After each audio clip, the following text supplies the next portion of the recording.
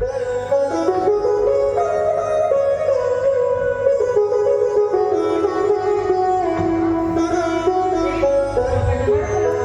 ଟଙ୍କାଟାକୁ ଗଛର ଆରେ ଦୁଃଖୀମାନଙ୍କର ଯାତନା ଲାଞ୍ଚନା ନିର୍ଯାତନା ସହିବା ତାଙ୍କ କପାଳରେ ଲେଖା। ତାଛଡ଼ା ଆମକୁ କାହିଁକି ଏତେ ଟଙ୍କା ସାହାଯ୍ୟ କରିବ? ଟଙ୍କା ସୁଝିବା ପାଇଁ ତ ସମ୍ବଳ ଅଛି ଯେ ଆମ ଉପରେ କିଏ ଭରସା କରିବ? ତାହେଲେ ଆମ ସେପାଳିର କଣ ଆଉ? ହବ ନିଶ୍ଚୟ ହବ। ଆରେ ବଦମାସ, ମତେ କିଏ କହିଲେ ଏତେ ବଡ଼ ଝାମେଲାରେ ମୁଣ୍ଡ ପୁରେଇବା ପାଇଁ? ତ ବଡ଼ ଭାଇ ଅଛି, ଏ ଅଜୟ ମହାପାତ୍ର ଅଛି। ପାଠ ପଢ, ତୋ କାମ ତୁ କର। ନାଇଁ ଭାଇ, ମୁଁ ଆଉ ପାଠ ପଢିବିନି। କଣ କହିଲ? ଆରେ ଗୋଟେ ଭାଇ ସିନା ମୋ ଆଶା ଭରସାକୁ ଧୂଳିସାତ କରି ଚାଲିଗଲା। ଆରେ ତୁ ତ ମୋର ଆଶା ବାଡ଼ିରେ, ଶେଷରେ ତୁ ମୋର ଆଶା ଭରସାକୁ ଧୂଳିସାତ କରି ଚାଲିଯିବୁ। ଭାଇ, ମୁଁ ତୁମର ଦୁଃଖ ଦୁର୍ଦ୍ଦଶାକୁ ନେଇ ସହି ରହିପାରୁନି ଭାଇ। ମୁଁ ବି ଜଣେ ରକ୍ତ ମାଂସଧାରୀ ମଣିଷ। ରିକ୍ସା କରିବି ଭାଇ, କୋଲି କରିବି, ବରଂ ଟଙ୍କା ମୁଁ ନିଜେ ରୋଜଗାର କରିବି। ଆଉ ଆମ ଭଉଣୀର ବାହାଘର ନିଶ୍ଚୟ ହବ ଭାଇ। ମୁଁ କିନ୍ତୁ ବାହା ହେବିନି। ଦାଣ୍ଡରେ ବିକ୍ରି କରି ସ୍ୱାମୀ ସଂସାର ନେଇ ମୁଁ କେବେ ବି ଖୁସିରେ ରହିପାରିବି। ଆରେ କାହିଁକି ରେ? କାହିଁକି ତମ ବଡ ଭାଇଟାକୁ ବଞ୍ଚିଥାଉ ଥାଉ ମାରିଦବ? ଏ ସମାଜରେ ମୁଁ କଣ ମୁଣ୍ଡ ଟେକି ବାଟ ଚାଲିପାରିବି? ସମସ୍ତେ ଆଙ୍ଗୁଳି ନିର୍ଦ୍ଦେଶ କରି ଆକ୍ଷେପ କରିବେ, ସହିପାରିବି। ଶେଷରେ ତମ ବଡ ଭାଇଟା ମରିଯିବ।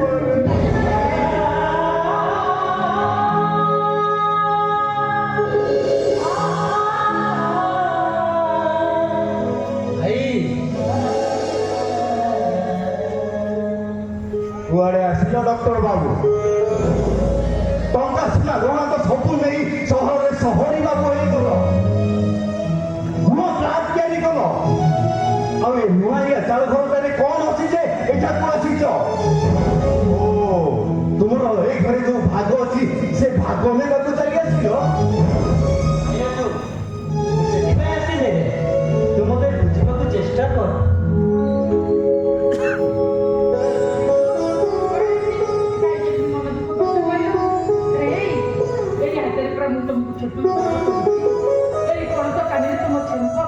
ଚିଠି କଣ ହେଇଛି କହିଲ? କେହି ତମ କଥା ନ ବୁଝିଲେ ନାହିଁ, ମୁଁ ବୁଝିବି। କୁହ କଣ ହେଇଛି? ଭାଉଜ, ଏଇଟା ହଉଛି ଗୋଟିଏ ମହାକାଳ ଫଳ। ଏଇଟା କଥାକୁ ତୁମେ ଜମା ବିଶ୍ୱାସ କରନି ଭାଉଜ। ଏଇଟା ଆମ ଘରକୁ ଆସିବାର କିଛି ମନ୍ଦ ଉଦ୍ଦେଶ୍ୟ ଅଛି। ଏଇଟା ଗୋଟେ ବିଶ୍ୱାସଘାତକ। ବେଶୀ ବଡି କଥାବାର୍ତ୍ତା କରୁଛୁ। ସେଇ ଉଦ୍ଦେଶ୍ୟ ନେଇ କାମ ଆସିଲେ। ଆରେ ଦେଖିଲୁ ତ ସେ କଣ କହିଲା? ଆରେ ଯେତେ ଯାହାହେଲେ ସେ ପୁରା ମୋ ଭାଇଟାଇ। ଆରେ ବିଜୁ, ତମେ କିଛି କହୁନ କାହିଁକି? ଛୋଟରୁ ମୁଁ ତମକୁ ବଡ କରିଛି, ତମ ଭାଉଜକୁ ମା ହେଇଛି। ଆରେ କୁହ, ତମର କଣ ହେଇଛି? ଆରେ ଏମିତି ଚୁପଚାପ ଛିଡା ହେଲା କାହିଁକି? ଓ, ବୁଝିଗଲି। କାହିଁକି ନା ସହରରେ ତମେ ନୂଆ ଘର କରିଛ। ହଉ ହେଲା, ସେ ଘର କଣ ଆମର ନୁହଁ? ଆମେ କଣ ସେଠି ରହିପାରିବୁନି? ବୁଝିଲୁ, ସେ ବୋଧେ କାହାଠୁ ତା ଭଉଣୀର ବାହାଘର କଥା ଶୁଣିଛି, ତେଣୁ କିଛି ଟଙ୍କା ଦେବା ପାଇଁ ମୋ ପାଖକୁ ଆସିଛି। ତା ନହେଲେ ନାଇଁ ଭାଇ, ସେଥିପାଇଁ ନୁହଁ। ଭାଇ ପଚାରୁଛି ତାହେଲେ କହୁଛି କାହିଁ? ହଉ ହେଲା, ତମେ କିଛି ନ କହିଲେ ନାହିଁ। ଆଚ୍ଛା କହିଲ, ଓ ନୂଆ ଘର କରିଛ, ପ୍ରତିଷ୍ଠା କରିବା ପାଇଁ ଆସିଛ, ଆଉ ସେଇଥିପାଇଁ ଆମମାନଙ୍କୁ ଖବର ଦେବାକୁ ଆସିଛ। ହଉ ହେଲା, ଆମେ ସମସ୍ତେ ତମ ନୂଆ ଘର ପ୍ରତିଷ୍ଠାକୁ ଯିବୁ। ଆରେ ନାଇଁ ଭାଉଜ, ସେ କଥା ବି ନୁହଁ। ଆଉ କୋଉ କଥା? ଆଉ କୋଉ କଥା ପାଇଁ ଆସିଛ? କୁହ, କୋଉ କଥା ପାଇଁ ଆସିଛ? ଆରେ ମୁଁ କଣ ପଚାରୁଛି ପରା?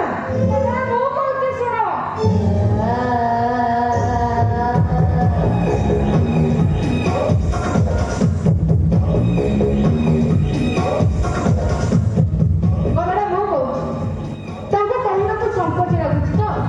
ସେଥିପାଇଁ ସେ କହିପାରୁନାହିଁ। ମନେ କଥା କଣ? ମୁଁ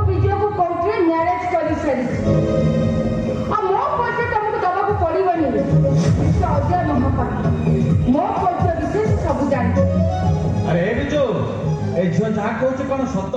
ଆଖିରେ ଦେଖି ସାରିଲା ପରେ ମିଛ ବୋଲି ଭାବୁଛ କେମିତି? ছি, ছি, লাজ লাগুনি তোমাকে লুচি চপি সমাজটার দূরে যাই কোর্ট ম্যারেজ করি এটি আসি বাহাদুরি দেখে এই! ମୋ ସ୍ୱାମୀଙ୍କ କଥା ତାକ। ତା ନହେଲେ ଚପଲ ମାରି ତ ମୁହଁ ଖାଲି। ଚୁପ କର। ଆମ ଘର ଭିତରେ ଛିଡ଼ା ହେଇ ମୋ ଭାଇକୁ ଫସାଇ ବାହା ହେଇ ସାରିଲା ପରେ ପୁଣି ମୋ ଭାଇକୁ ଚପଲ ମାରିବ ତାହା ତମର ହେଲା କେମିତି? ତମ ପରିବାର ଏତେ ଚାକିରି ଚଳିବେ ଏମାନେ ସାମାନ୍ୟ ସିସିଟିଭି ଜଣା ନାହିଁ ଏମାନଙ୍କୁ। ଛି! এ ম্যাডাম ମ୍ୟାଡାମ କୁହନ୍ତୁ। କହ ମେନ୍ସନ୍ ବୋଲି ଡାକ। ମୁଁ ହଉଛି ଗୋଟେ ଡାକ୍ତର। ହଁ ହେଲେ ସେ ଡାକ୍ତର ହେଲେ କେମିତି? କାହା ପଇସାରେ ଡାକ୍ତର ହେଲେ? କାହା ମେହନତ ପଇସାରେ ସେ ଡାକ୍ତର ହେଇଛନ୍ତି? ମାଇ ଗଡ୍! ଆରେ ତୁ କ'ଣ ପଥର ମୂର୍ତ୍ତି ପାଲଟି ଗଲୁନୁ? ଏ ଝିଅ ଯାହା କହୁଛି ସତ। ମୁଁ ତାକୁ କୋର୍ଟରେ ମ୍ୟାରେଜ କରିଛି ଆଉ ସେ ମୋ ସ୍ତ୍ରୀ। ଏତେ ବଡ଼ ନିଷ୍ପତ୍ତି ନେବା ପୂର୍ବରୁ ଥରୁଟିଏ ଆମକୁ ପଚାରିଲନି? ତମ ଭାଇ ଭାଉଜ କ'ଣ ତମ ପାଇଁ ମରିଗଲେ? ଆରେ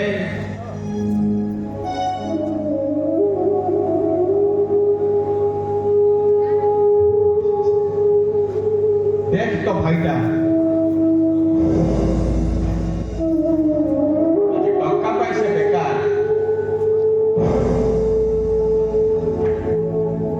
টଙ୍କା বলো তো ভৌড়িটা আজি ঘরে অপেয়ারি হয়ে রয়েছে। আরে দেখ তো ভাবকু টଙ୍କା বাবু কেমনি কল কল হচ্ছে।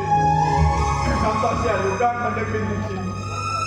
আরে মতে দেখ এই টଙ୍କା ଭାବୁ ମୋ ପାଦରେ ପରା ଚପଲ ହଳେଇ ଦେଇ। ଆରେ କେମିତି ତ ବିବାହ କରିଦେଲୁ? ତ ମଣିଷ ପୁଣି ତତେ ଭିକାର କଲାନି? ଭାଇ ଥରେ ମୋ କଥା ବୁଝିବାକୁ ଚେଷ୍ଟା କର। কোনটা বুঝেইবু কোনটাକୁ ଆମେ ବୁଝିବୁ? আরে মনীষটা নিজে ন খাই ন পি ଆମ ଭାଇ ଭଉଣୀ କଥାକୁ ପଛରେ ପକେଇ ତୋତେ ଡକ୍ଟର କରିଥିଲେ ଡକ୍ଟର। ଶେଷରେ ବହୁତ ବଡ଼ ପୁରସ୍କାର ଦେଇଦେଲୁ ଭାଇ, ବହୁତ ବଡ଼ ପୁରସ୍କାର ଦେଇଦେଲୁ।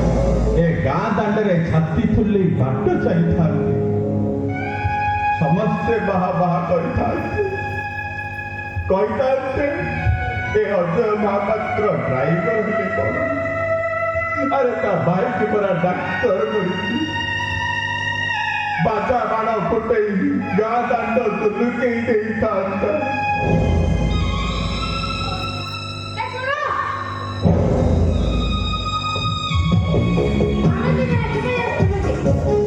ବିଜୟ ତାଙ୍କ ନୂଆ ଫାଟକୁ ଭଡ଼ାରେ ଦେଇଛନ୍ତି ଆଉ ଅଧିକାଂଶ ସେ ଆମ ଘରେ ରହିବେ।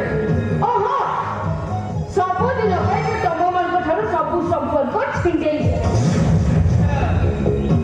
ଏଇ ବୋଉମା ଏମିତି କଣ କହୁଛନ୍ତି? ତମ ସହିତ ବିଶ୍ୱାସଘାତକତା, ତୁମର ଏଇ ସବୁ ସଚ୍ଚୋଟ ଭାଇ ପଡ଼ିଆକୁ ଗୋଟେ ଧକ୍କା, ତୁମ ସହିତ ବେଇମାନି।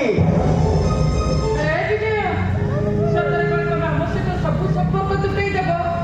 ସତରେ କଣ ଆମେ ତମ ପାଇଁ ସାତ ପର ହେଇଗଲୁ? ହଁ ହଁ ସତ ପର ହେଇଯିବ।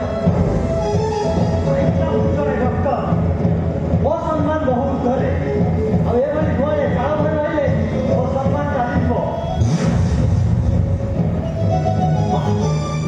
ବାରେ ଭାଇ ମୋର ବା, ଆରେ ଥରୁଟିଏ ମନେ ପକା, ଏ ଘରେ ତୁ ଜନ୍ମ ହେଇଛୁ, ଏ ଘରେ ତୋର ସତୀ ଦୌଡ଼ି କଟା ହେଇଛି, ତୁ ଆକାଶରୁ ଖସି ପଡ଼ିନଥିଲୁ।